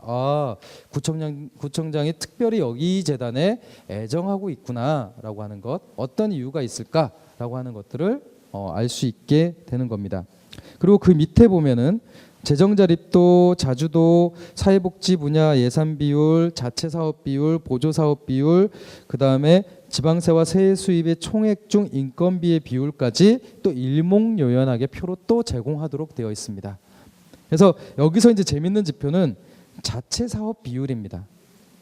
아까 말씀드린 꼬리표가 딸린 예산 말고 실제로 자체 사업으로 쓰는 돈의 비중이 22%라는 겁니다. 많지 않죠. 굉장히 적은 겁니다. 예. 그리고 스스로 벌어들이는 돈으로 인건비를 줄 수 있는, 그러니까 인건비가 나가는 비율이 62%면 여전히 그냥 양천구는 스스로 번 돈으로 인건비를 줄 정도는 되는 겁니다. 다행이죠. 예. 그러니까 이런 데이터를 통해서 그런 것들을 확인할 수 있게 되는 겁니다. 자, 이렇게 보면 적어도 올 한 해 양천구의 재정 현황에 대해서 저도 우리가 기본적으로 알아야 되는 것들이 대부분 알게 된 겁니다. 딱 인상이 뭐죠? 지금 현재 양천구의 재정 구조 구조적인 특징 중에 하나는 굉장히 열악하다. 근데 이것이 일시적인 게 아니라 굉장히 지속적으로 열악해진 것 같아. 왜냐하면 늘 마이너스였으니까 통합재정 수지가. 그러면 이건 뭔가 구조적인 문제가 있는 것 같아라는 인상을 주죠. 그리고 비슷한 자치구에 비해서는 재정 규모가 좀 작네. 이건 왜 이렇게 작지? 이런 것들에 대한 의문들이 이제 쭉 나오게 될 겁니다. 그러면 이것을 확인해가는 과정이 이 재정공시 자료에서 한 걸음 더 나아가는 예산운동 혹은 재정감시운동이 되는 거죠. 그러면 다음으로는 이제 중기지방재정계획이라고 하는 걸 볼 텐데요. 이 중기지방재정계획은요, 사실은 공무원들도 무시하는 계획입니다. 근데 이걸 왜 여러분들한테 강조를 하냐? 이 중기지방재정계획이 공무원들이 무시하는 계획이긴 하나, 공무원이 무시하는 계획이긴 하나 법정 계획이기 때문에 따라야 되는 계획이기도 하기 때문에 그렇습니다. 대표적으로가 대규모 사업들 있죠. 그러니까 어떤 사업의 경우에는 아까 제가 말씀드렸잖아요. 예산하면 뭐가 떠올라야 된다고요? 그렇죠. 1년이 떠올라야 되는 거죠. 근데 구청에서 하는 일 중에서 1년으로 끝나는 게 있나요? 만일 때면 도서관을 짓는다. 혹은 주민센터를 짓는다. 1년 만에 뚝딱 짓는 게 아니잖아요. 한 2, 3년 걸리죠. 예. 그런 대규모 사업의 경우에는요. 반드시 중기지방재정계획에 넣도록 되어 있습니다. 그걸 넣지 않으면 그 해의 예산에 반영할 수가 없게 돼 있습니다. 그러니까 우리 입장에서 중기지방재정계획의 쓸모라고 하는 것은 거기에 나와 있는 수치가 중요한 게 아니에요. 왜냐하면 그 수치를 잘 지키지도 않아요. 이제 살펴볼 테지만 그런데 그것 외에 우리 입장에서 좋은 것은 구청장이 장기적으로 어떤 사업을 하고자 할 때 반드시 중기지방재정계획상에 미리 넣어놔야 그 다음에 예산서에 반영할 수 있기 때문에 그렇습니다. 만약에 대규모 사업인데 중기지방재정계획상에 없는 사업이 들어가죠. 법 위반입니다. 그게 어디에 나와 있냐? 그 112쪽의 제 36조 36조의 사항을 보시겠습니다. 지방자치단체장이 예산을 편성할 때에는 중기지방재정계획과 투자심사 결과를 기초로 하여야 한다라고 되어 있습니다. 법 위반인 겁니다. 그러니까 이거는 약점 잡기가 되게 좋아요. 네. 그 사업이 중기지방재정계획 어디에 있었습니까? 몇 년도 있었습니까? 하고 질의할 수 있습니다. 그러면 이 절차 위반으로 해서 중단시킬 수 있어요. 우리가 만약에 문제성 사업, 보통 구청장 입장에서 여러분들한테 얘기하지 않고 하는 사업들은 뭔가 찔리는 사업들이 많겠죠. 그럼 우리 입장에서 그걸 막아야 되는 필요가 생길 수 있습니다. 그럴 때 중기지방재정계획상에 반영된 사업인지를 확인해서 그 절차적으로 그 문제 제기를 할 수 있습니다. 그러면 중단됩니다. 100% 중단됩니다. 네. 이건 법령 사항이기 때문에 그렇거든요. 그래서 이 중기지방재정계획이라고 하는 것은 사실 별로 신경 쓰지 않는 계획이지만 법정 계획이기 때문에 상당히 구속력을 발휘할 수 있는 계획입니다. 이거는 그래서 저는 공무원들은 별로 안 쓰더라도 시민들은 많이 썼으면 좋겠다는 생각이 있어요. 그러니까 계속 우리는 이렇게 확인하는 겁니다. 너네가 5년짜리 계획을 수립했는데 왜 그 계획대로 재정활동을 하지 않아? 라고 질문하는 겁니다. 그러면 시민들 예산을 갖고, 그러니까 국민들 예산을 갖고 엉터리 계획을 수립했다는 거야? 라고 하면서 가급적이면 이 5년 단위 계획을 기반해서 사업을 하도록 요구할 수 있습니다. 이 계획 그렇게 하면은 중간에 구청장 바뀌면 쓸모없는 거 아닙니까? 뭐 이럴 수도 있어요. 그런데 이 중기지방재정계획의 굉장히 재미있는 특징은 뭐냐면요. 2017년부터 22년까지 계획을 수립하면 2018년, 19년, 20년, 21년이 될 때까지 그냥 가만히 있는 게 아니에요. 2017년 기준으로 5년짜리 계획을 수립하면 그 다음에는 2018년 기준으로 또 5년짜리를 수립하게 돼 있습니다.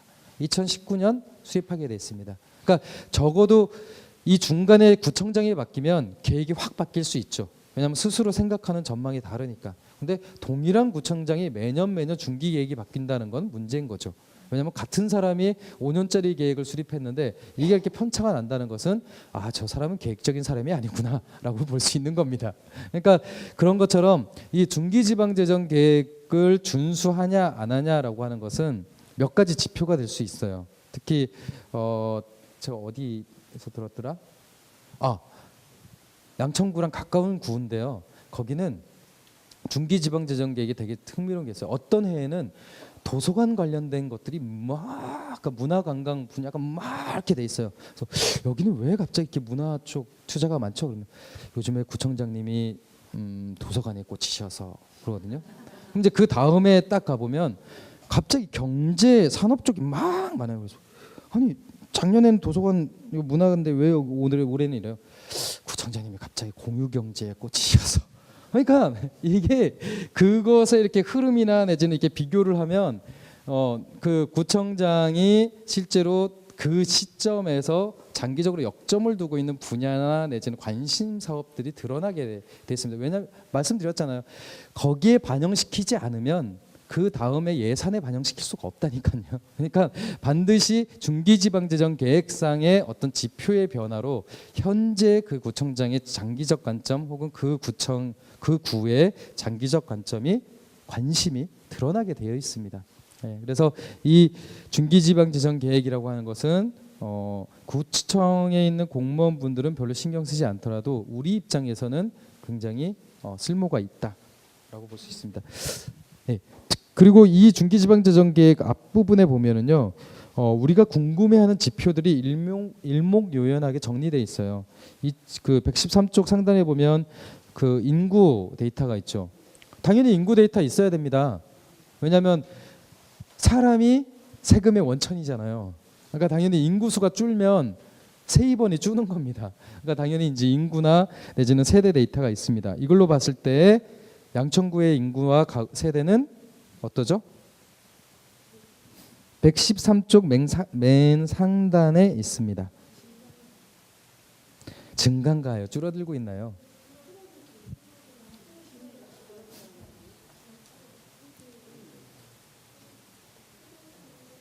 아니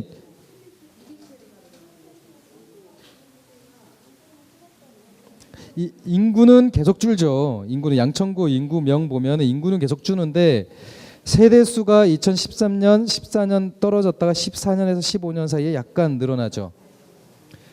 자, 인구는 주는데 세대 수가 늘어나는 경우는 뭘까요? 그렇죠. 맞습니다. 이거는 노인이나 혹은 청년 등 1인 가구가 늘어난 건데 보통 이런 경향성을 보여주는 거는 노인 1인 가구가 늘어나는 경우가 이런 경향성을 보여줍니다. 예. 그러니까 인구가 주는데 세대가 늘어나는 거는 이건 굉장히 자연 발생적인 것이라는 거고 그러면 두 분이서 살다가 한 분이 돌아가시거나 뭐 이런 식의 일들이 벌어지고 있는 겁니다. 그러니까 이거는 대부분 이제 노령화가 진행되는 사회에서는 이제 이런 것들이 나타나는 거죠.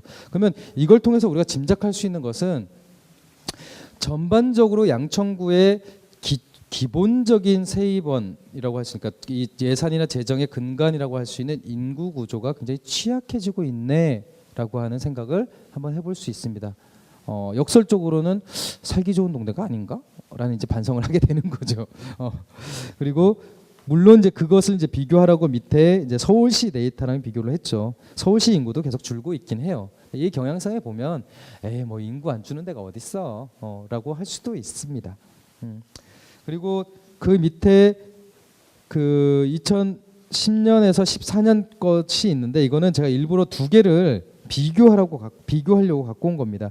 하나는 2017년 기준의 인구 변화에 대한 추산이고요. 밑에 건 2015년 중기지방재정계획상의 추산입니다. 이 두 개를 이렇게 비교를 하면은요.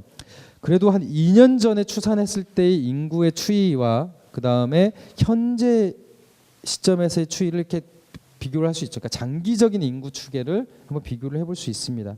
그리고 그 밑에 보면 인프라와 관련된 내용이 나오죠. 예. 주택 관련해 갖고 아파트가 52.7%, 단독 연립이 47%. 적어도 양천구에 있는 주택 형태 중에서 아파트 비율이 50%가 넘습니다. 절반이 넘습니다. 그리고 도로 면적이나 내지 이런 것들이 쭉 나와 있고요. 주택 보급률은 96%입니다.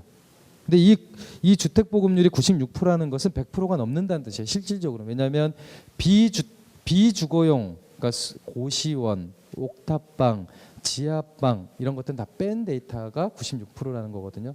근데 실제로 사람이 살잖아요, 그곳에. 그러니까 비주거용 거주 지역까지 합치면 100%가 넘는다는 뜻입니다. 그러니까 적어도 양천구의 인구와 그다음에 주택량을 비교를 했을 때 주택량 자체는 충분하다라고 짐작할 수 있습니다.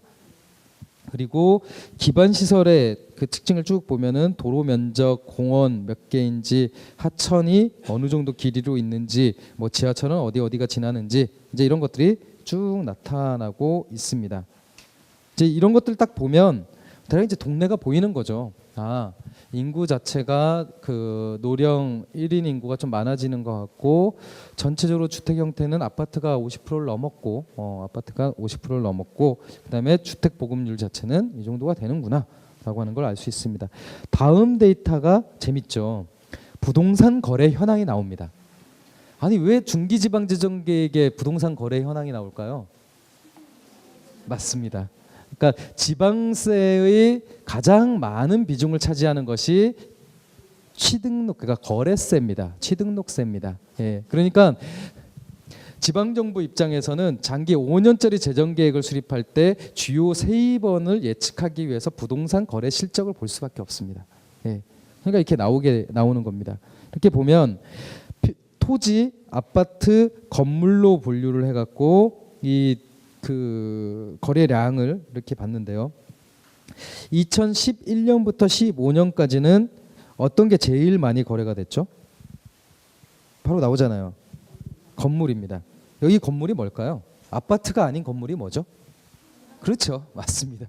그러니까 상가 거래가 굉장히 많구나, 이 동네에는. 그러니까 이 상가 건물의 취등록세를 통해서 세입원이 만들어지는구나. 근데 이거는 과거에도 그랬나? 그래갖고 그 밑에 2008년부터 2014년 5월까지의 데이터를 보겠습니다. 뭐가 제일 많죠? 그러면 이 데이터만 딱 보면 2010년도 전까지는 아파트, 그러니까 즉 주택 거래를 통해서 만들어졌던 부동산 거래가 2011년 이후부터는 상가 건물을 중심으로 하는 부동산 거래로 바뀌었구나. 우리 이거 다 그냥 감각적으로 알고 있는 거잖아요. 요즘에 부동산이 아니라 상가 건물이야 하는데 실제 데이터로 그게 확인이 되는 겁니다. 그러니까 이걸 통해서 양천구의 주 세입원인 취등록세가 어디에서 주로 나오는지에 대해서 알아볼 수 있고, 특히 우리가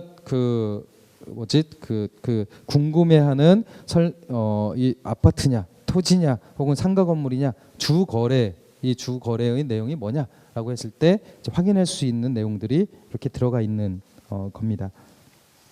이거 다 체감하시나요? 네, 그렇죠. 우리 그러니까 시민들은 체감으로 알고 있어요. 요즘에 누가 아파트, 요즘에는 상가지, 재테크는 상가야, 다 이런 거 다 알고 있잖아요.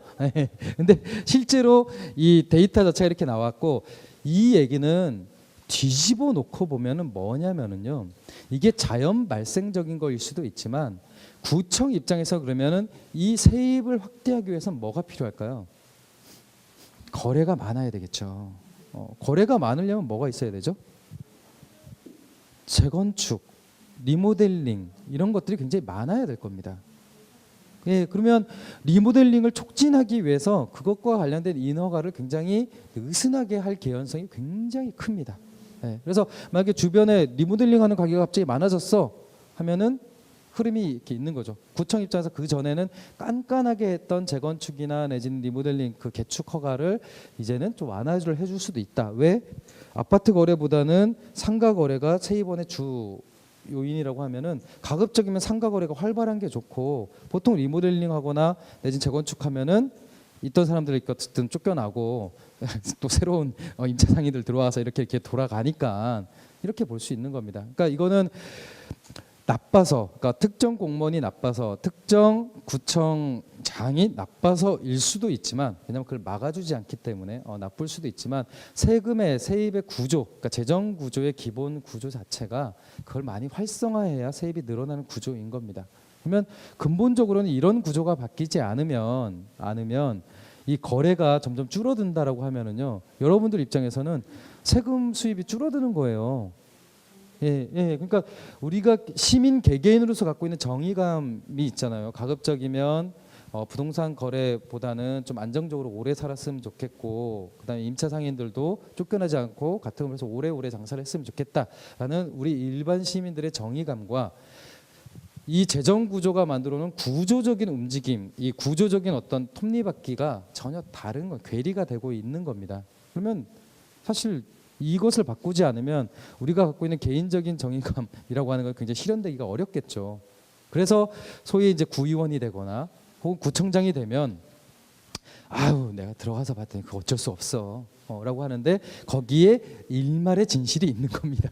그러니까 실제로 이런 구조 하에서는 그럴 수밖에 없으니까. 그러면 이런 구조를 좀 바꾸는 그런 게 필요하죠. 그래서 요즘에 이제 그 세금과 관련된 논란을 하면서 거래세 중심보다는 보유세 중심으로 세금 구조를 바꿔야 돼라는 얘기가 많이 나오잖아요. 바로 이제 이런 거랑 또 다 있습니다. 그러니까 우리가 이제 지방 재정을 이렇게 보다 보면 이 세금이나 내진 재정 구조가 사람의 행동을 이렇게 톡톡 찔러서 이렇게 하도록 만드는 유인 구조가 만들어져요.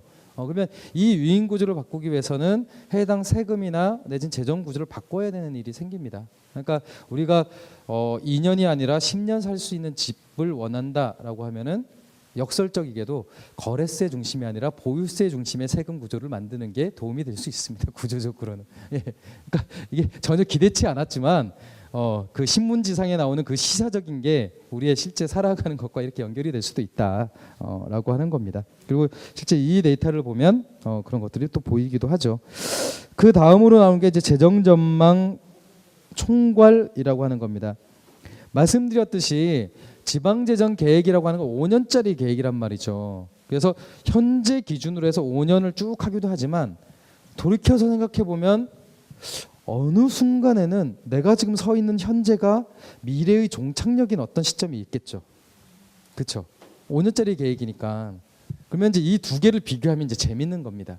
5년 전에 현재를 어떻게 추산했을까? 재정 규모나 세입이나 세출이나 이런 것들을 어떻게 추산했을까를 이제 비교하는 겁니다. 그게 이 114쪽에서부터 이제 쭉 제가 일부러 그 시기를 맞춰서 이렇게 제공을 한 겁니다. 실제 이것을 이 두 개의 재정 그 계획을 놓고 이렇게 보면 되게 재밌는 게 되게 많이 나와요. 이때는 진짜 터무니없었구나. 왜냐하면 지금 현재랑 거의 맞지 않는 경우가 되게 많기 때문에 그렇습니다. 그래서 이 두 개를 이렇게 그 위에 거는 2017년 기준이고요. 밑에 거는 2016년 기준. 이제 2015년 기준입니다. 그래서 이 두 개를 이렇게 비교해서 보면 겹치는 시기가 2017년, 18년, 19년이 겹치죠. 그런데 전체 예산 규모나 내진 재정 규모에 있어서 2017년 현재치의 경우에는 틀렸습니다. 그렇죠? 과거에 2015년도에 지방재정 계획을 그러니까 재정 중기 계획을 수립할 때 과다하게 했어요. 한 6천억 될 거라고 봤으니까.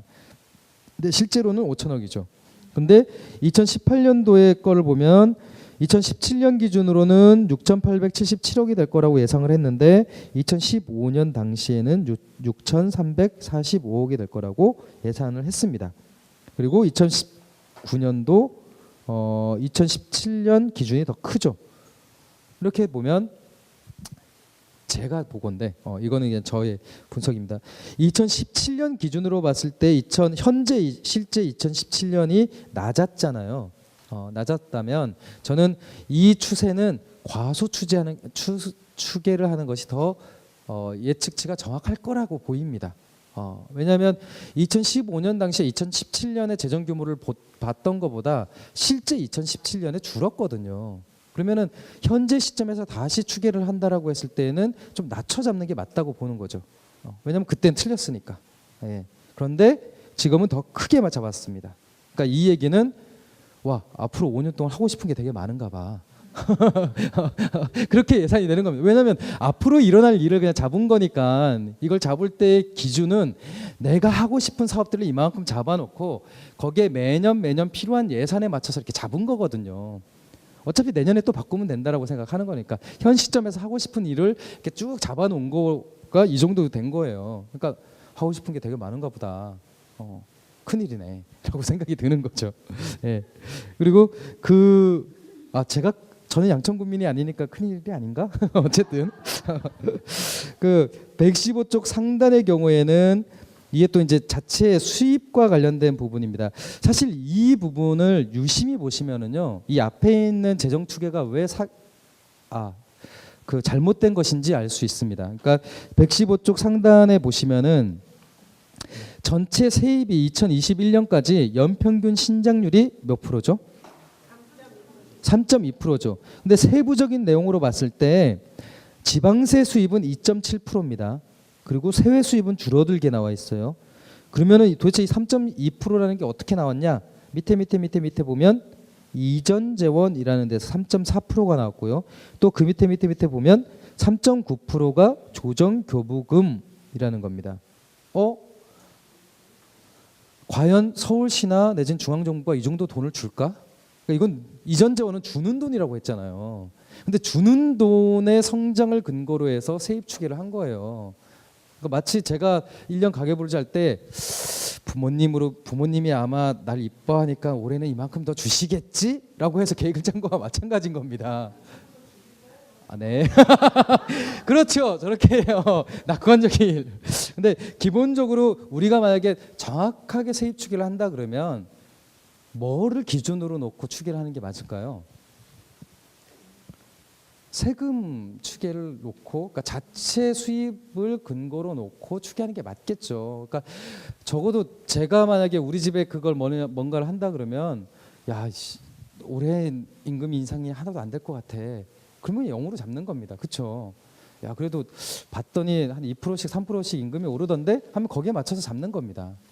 그러니까 내가 벌어들일 돈을 기준으로 해서 이렇게 잡아야 되는데 그것을 이전 재원을 중심으로 잡았다는 것은 이것도 뭔가 믿기가 좀 힘들다라고 하는 겁니다. 그러면 통상적으로 이런 경우에는 뭘 의심을 해야 되냐면요. 그 밑에 나와 있는 요거 이제 지방세고 뒤에 보면은 세출이 있을 텐데 116쪽 하단을 보십시오. 이 116쪽 하단이 돈 쓸 예산을 그러니까 계획을 한 거거든요. 이게 몇 프로죠? 예, 지출 연평균 몇 프로로 나와 있죠? 3.2죠. 앞에 세입이 몇이었죠? 그렇죠. 자, 어디에 어디를 맞춘 걸까요? 그렇죠. 바로 그겁니다. 도대체 왜 이 이전 재원을 기준으로 해서 3.2를 꼭 만들어야 했을까? 쓸 돈을 기준으로 해서 세입과 관련 지방세가 들어오는 것은 속이기가 힘드니 이전 재원을 중심으로 해서 세입을 맞췄구나. 이렇게 볼 수 있는 겁니다. 그러면 당연히 제가 맨 처음에 던진 질문, 이거 예산 추계가 너무 과다하게 나온 것 같은데요. 이럴 때는 우리는 뭘 의심해야 된다? 하고 싶은 게 많은가 보다 라고 했던 이유가 바로 이것 때문에 그렇습니다. 아니요? 재정 저주도요? 진짜로요? 앞서 우리 데이터 봤잖아요. 비슷한 단체보다 더 낫다는 거를 우리는 확인을 했습니다. 그래서 이렇게 보면은 실제로 중기 지방재정계획상에 그 우리가 장기적으로 전망할 수 있는 것, 그리고 이걸 통해서 확인할 수 있는 것은 생각보다 그 세출, 그러니까 지출 구조를 좀 크게 잡고 있다. 향후 5년 동안이라는 겁니다. 그러면 우리가 만약에 향후 5년 동안 경제 상황이나 내지 이것들이 안 좋아질 거다라고 우리가 예측을 하고 있다면 우리 일반 시민이 갖고 있는 예측과 그다음에 구청이 수립하고 있는 그 계획과는 맞지 않는 거죠. 예, 그렇죠. 왜 우리는 살림살이가 더 나빠질 거라고 생각을 하고 걱정을 하고 있는데 왜 구청은 이렇게 생각을 하지? 라고 하는 의심을 해볼 만한 겁니다. 이 상태로만 보면 이제 그런 거죠. 그리고 이 117쪽을 보시면 제가 이제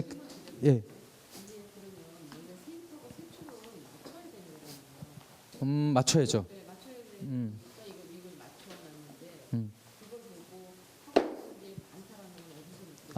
뭐냐면은요.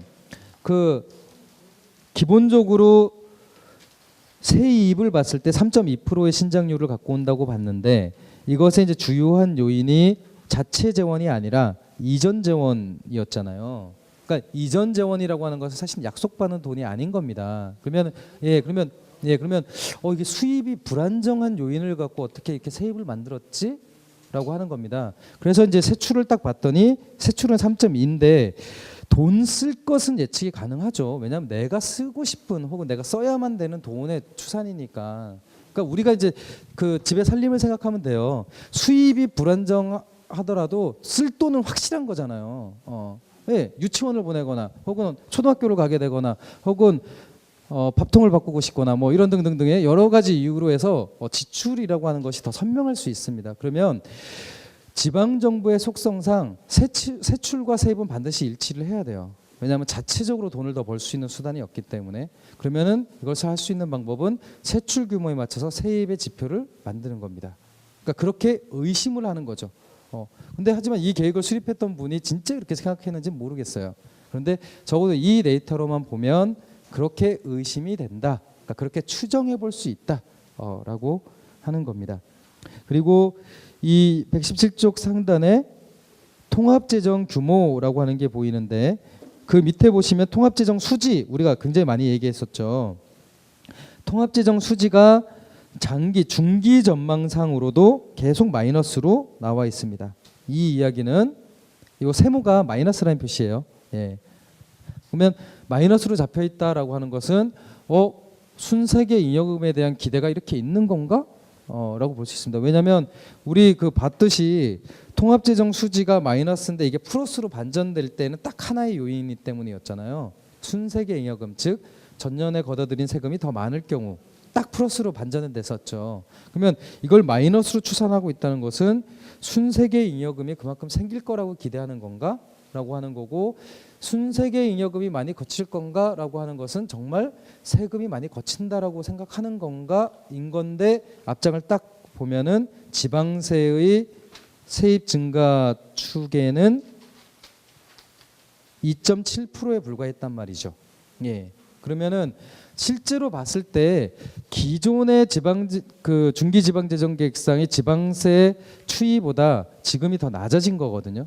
그러면은 전망을 했을 때 앞으로는 이 정도의 통합재정 수지는 마이너스, 그러니까 지방채로 깔릴 수도 있겠다라는 의심을 할 수도 있습니다. 왜? 그 전보다 마이너스가 더 커졌으니까. 보십시오. 2017년, 18년, 19년, 21년까지 마이너스의 액수와 실제로 2014년, 15년의 마이너스 액수를 비교를 해보십시오. 실제로 더 크거나 거의 비슷하거든요. 그러면 그 전처럼 세금이 더 거쳐야 되는 거예요. 근데 우리가 그 기대를 합리적이다라고 하면 이건 잘 세운 계획이지만 야, 그게 가능해? 라고 하면은 이거는 비합리적인 계획이 되는 겁니다. 그리고 그 밑에 의무지출 및 재량지출 규모의 내역이라고 있는데 의무지출은 반드시 써야 되는 돈, 그 다음에 재량지출은 내가 재량껏 쓸 수 있는 돈입니다. 여기서 딱 나오죠. 의무지출이 연평균 증가율이 10%입니다. 그리고 그중에 법정 지출이 13.6%로 잡혀 있습니다. 재량 지출은 1%에 불과하다라고 하는 것. 법정 지출이라고 하는 건 대부분 사회복지비일 가능성이 굉장히 큽니다. 예, 사회복지비일 가능성이 굉장히 크고요. 그렇게 이 데이터로만 보면 실제로는 이 그 장기적인 그 재정 전망에 있어서 굉장히 불확실성이 굉장히 큰 거는 되게 확실해요. 왜냐하면 앞서서 지출 규모에 맞춰서 세입 규모를 맞춘 것 같다라고 얘기를 했잖아요. 그러면서 저는 이제 농담으로 진짜 하고 싶은 게 많은가 보다 했는데 재량 지출과 의무 지출의 비율을 보면 재량 지출은 굉장히 과소하게 잡은 게 티가 납니다. 그렇죠? 그러면은 이건 뭐지?가 되는 겁니다. 이건 뭐지? 그런 겁니다. 그럼 결국엔 이 중기지방재정 계획을 잡을 때 뭔가 곤란함이 있었던 거예요. 그러니까 뭔가 곤란함이 있었던 거죠. 제가 봤을 때는 이 데이터를 그래서 역산을 하면 이 의무지출 비율 혹은 재량지출 비율은 틀렸을 수도 있겠다는 생각이 듭니다. 왜? 뒤쪽에 하고 싶은 사업들이 사실 있거든요. 그러면 이게 이 재량 지출 비율이라고 하는 게 이렇게 낮을 수가 없습니다. 예. 그런데 이거를 수치를 맞추다 보니까 법정 의무 지출이라고 하는 것은 그냥 그거는 그 기재부에서 만들어서 줘요. 왜냐하면 국가가 먼저 장기 전망을 만들고 그걸 참조해서 이렇게 작성하게 돼 있거든요. 그러니까 이게 뭔가 수치를 구 차원에서 만질 수 없는 것들은 그냥 그대로 간다는 거죠. 아마 법정 의무 지출의 경우에는 그렇게 했을 겁니다. 그러면은 이 재량 지출이라고 하는 것은 그냥 수치상 그런 거고, 이 앞부분에 세입, 세출과 관련된 추계에서 실제 세출 추계를 기준으로 해갖고 다시 한번 따져볼 필요는 있는 거죠. 근데 이 중기지방재정계획상의 계획으로만 보면 실제로는 계획 자체로는 그렇게 깔끔한 건 아니에요. 그리고 몇몇 수치나 내지 이런 부분에 있어서는 의심이 드는 부분도 있는 거죠. 그리고 이 재량 지출의 비율이 1%라고 하는 것은 그러면 돈 안 쓰고 그냥 안정적으로 그냥 관리만 하겠다는 거야? 라는 뜻도 되는 겁니다. 그러니까 이게 뭔가 맞지 않는 거죠. 예, 맞지 않는 겁니다. 그래서 이 전반적인 과정을 통해서 확인할 수 있는 건 뭘 하고 싶은 걸까? 뭘 하고 싶은 걸까? 라고 하는 겁니다. 저는 그래서 이거를 그냥 제 나름대로는, 저는 이제 양천구의 사정에 대해서는 잘 모르니까 제 느낌으로는 정말 뭘 하고 싶은 건지 모르는 상황인 것 같아요. 진짜로 그렇습니다. 그러니까 뭔가 역점이 보이는 것도 없고 어떤 재정이나 내진 예산과 관련돼서 뭔가 의지가 보이는 맥락도 없고, 그냥 주어진 산식대로 그냥 엑셀에 넣어서 그냥 산식대로 그냥 쭉 나온 데이터대로 그냥 맞춘 것 같아요. 그리고 이거 숫자 안 맞네? 그럼 뭘 조정할까? 그래, 그러면 재량 지출 한번 이렇게 맞춰보자. 이렇게 해서 야 이거 1%? 괜찮아 이렇게 해서 넘어간 듯한 인상이 너무 크다는 거죠. 그래서 도대체 왜 이렇게 나오지? 라는 생각이 솔직히 듭니다. 그런 상황들이 이 중기 지방재정계획을 통해서 나오고 확인할 수 있고요. 여기에는 언급이 되어 있진 않은데 장기적으로 소요되는 사업의 목록이 또 별도로 공개가 되어 있어요. 그러니까 그거는 한번 여러분들이 직접 중기지방재정계획을 다운을 받아서 한번 확인해 보십시오. 그러면 우리 동네 뭐 저거 펜스 친 거 저거 뭐야? 저거 뭐 짓는데 이런 것들 있죠. 그런 것들 그 목록이 다 거기에 들어가 있습니다. 예, 그래서 확인할 수 있으니까 반드시 이걸 봤으면 좋겠고요. 그래서 저는 이 재정 공시하고 중기지방재정계획을 기본적으로 상반기 하반기에 한 번씩만 보면 적어도 이 구청의 재정 흐름에 대해서는 놓칠 일이 거의 없다라고 거의 확신합니다. 재밌는 거는 법상 이 중기지방재정계획과 그 다음에 재정 공시가 언제 공개되도록까지 정해져 있어서 우리가 마냥 홈페이지에 들어가서 공개했나? 마냥 들어가서 이렇게 할 필요도 없어요. 재정 공시는 무조건 8월 말에 나오고요. 아니면 2월 말에 나옵니다. 예산은 2월 말, 그 다음에 결산 자료는 무조건 8월 말에 나오게 돼 있습니다. 법에 그렇게 정해져 있어요. 예. 그러니까 그거는 8월 30일 날 그 양천구 홈페이지 딱 들어가서 재정 공시 보면 반드시 결산 자료가 나와 있습니다. 근데 9월 1일이 됐는데 안 올라와 있다. 그러면 법 위반입니다. 그럼 우린 또 할 얘기가 생기는 거죠. 어머 구청장님 법을 위반하셨어요. 이렇게 되는 겁니다. 예. 그러니까 법에 정해져 있는 공개 절차이기 때문에 재정 공시 자료를 활용하는 건 굉장히 유리한 방법입니다. 중기지방재정계획은요, 예산서랑 반드시 구의회로 넘기게 돼 있습니다. 그러니까 예산서에 딸려가는 부속 문서입니다. 그러니까 우리는 보통 예산 재정을 볼 때 예산서 그 두꺼운 거를 머리에 떠올렸지만 저는 적어도 그거는 일단 나중에 봐도 된다. 그건 개별 사업이 궁금할 때 뒤져보는 거고요. 전체 재정의 규모나 내지 상황을 볼 때는 거기에 딸려 있는 5년짜리 중기지방재정계획, 그다음에 2월 말, 8월 말에 공개되는 재정 공시 자료만 이렇게 보면 그게 한 100여 쪽 되거든요. 근데 다 볼 필요 없어요. 쭈루루루 넘겨가면서 이렇게 눈에 띄는 것만 봐도 됩니다. 그 정도만 돼도 양천구의 재정 현황에 대해서 놓치는 것이 거의 없을 겁니다. 그리고 제가 장담컨대 여러분들이 1년 동안 중기지방재정계획하고 재정공시 보고서를 하나를 보시잖아요. 그러면은 양천구 의회에 있는 어떤 의원보다 여러분들이 그 자료를 제일 먼저 본 사람일 수도 있습니다. 제가 장담컨대 지방 의원들 중에서 이 자료를 보는 사람 거의 없습니다. 예. 그냥 구청의 요구에서 나온 행감 자료를 갖고 그냥 읽는 사람들이 굉장히 많죠. 이 데이터를 분석해서 어떻게 할 겁니까? 라고 대책을 요구하는 사람은 거의 없습니다. 그렇기 때문에 단 이것만으로도 여러분들이 구의원들을 앞지를 수 있습니다. 그게 자랑스러운 건지는 모르겠습니다. 그런데 앞지를 수는 있습니다. 그리고 이렇게 되게 되면 지역에서 할 얘기가 많이 생기겠죠. 예, 지역에서 할 얘기가 굉장히 많이 생길 수 있습니다. 그래서 오늘 그 말씀드린 이 데이터들은요, 다시 강조드리지만 홈페이지에 이미 다 공개되어 있는 자료를 바탕으로 했습니다. 그래서 우리가 공개적인 지역 활동 혹은 공개적인 어떤 그 운동을 한다라고 하면 이 재정이나 예산 같은 경우는 이미 활용 가능한 자원들이 굉장히 무궁무진하게 있다. 우리가 그것을 관심을 갖지 않았을 뿐이고 그것에 대해서 들여다보지 않았기 때문에 활용이 되지 않았던 것이라고 생각을 합니다. 예, 이렇게 해서 재정 공시하고 지방 재정 계획을 통해서 살펴본 양천구 재정 현황에 대해서 좀 살펴봤습니다. 한 분도 그 눈을 감고 계신 분이 없어서 저는 굉장히 이렇게 그 흥분해서 얘기를 했고요. 그 점 매우 감사드립니다. 예, 고맙습니다.